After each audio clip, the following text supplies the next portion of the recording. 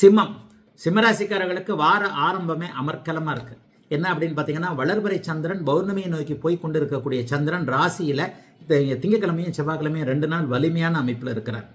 இது ஒரு பெரிய யோகமான ஒரு அமைப்பு. ராசி எப்போது சுபத்துவத்தை அடைகிறதோ, ராசிநாதன் எப்போது உச்சம் என்கின்ற அமைப்பை அடைகிறாரோ அப்போது எல்லா பிரச்சனைகளையும் சமாளிக்கக்கூடிய தைரியம் வரும். பிரச்சனைகளே வராதான்னு கேட்டால் பிரச்சனை வராதால் யாருமே கிடையாதுங்க. சிம்மராசிக்காரர்களில் ஏழைகள் இருக்கிறீங்க, பணக்காரர்கள் இருக்கிறீங்க. சிம்மராசியில் பிறந்தவங்கள சொல்கிறேன். அதிகாரமே எல்லாமே பியூனாக இருக்கிறவனும் இருக்கிறீங்க, முதலமைச்சராக இருக்கிறவரும் சிம்மராசியில் தான் இருக்கிறார். ஆக அவரவருடைய பிறந்த ஜாதக அமைப்பிற்கு கேட்டார் போல. முதலமைச்சருக்கு பிரச்சனையே இருக்காதுன்னு நினைக்கிறீங்களா? கண்டிப்பாக பிரச்சனை இருக்கும். ஒரு கீழான நிலைமையில் இருக்கக்கூடியவருக்கு பிரச்சனை இல்லைன்னு நினைக்கிறீங்களா? கண்டிப்பாக அவருடைய தகுதி கேட்டார் போல பிரச்சனைகள் இருக்கும். சிம்மராசிக்காரர்களுக்கு பிரச்சனைகள் இருந்தாலும் கூட அந்த பிரச்சனைகளை சாதுரியமாக சாமர்த்தியமாக சமாளிக்கக்கூடிய அளவிற்கு மிகப்பெரிய நல்ல மாற்றங்கள் இந்த வாரத்தில் கண்டிப்பாக கிடைக்கும். எதை பற்றியும் கவலைப்பட வேண்டாம். 1, 2, 3ஆம் இடங்களில் சந்திரன் வலிமையாக இருக்கிறார். ராசிநாதன் உச்சம் என்கின்ற நல்ல நிலைமையை அடைந்திருக்கிறார்.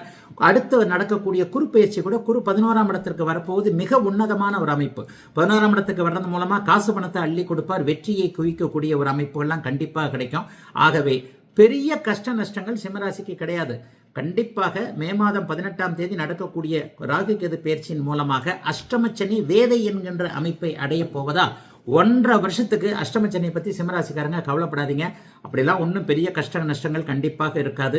எதையும் செய்யலாம். தொட்டது துலங்கும், மனம் உற்சாகமாக இருக்கும், உடல் நன்றாக இருக்கும், கணவன் மனைவி உறவுகள் நன்றாக இருக்கும், காதலன் காதலி உறவுகள் நன்றாக இருக்கும், ஆணுக்கு பெண்ணையும் பெண்ணுக்கு ஆணையும் அறிமுகப்படுத்தப்படக்கூடிய வாரம் இந்த வாரம். தொழில்துறை அமைப்புகள் நல்லா இருக்கும். மேலதிகாரிகள் தொந்தரவு பெரிய அளவில் இருக்காது.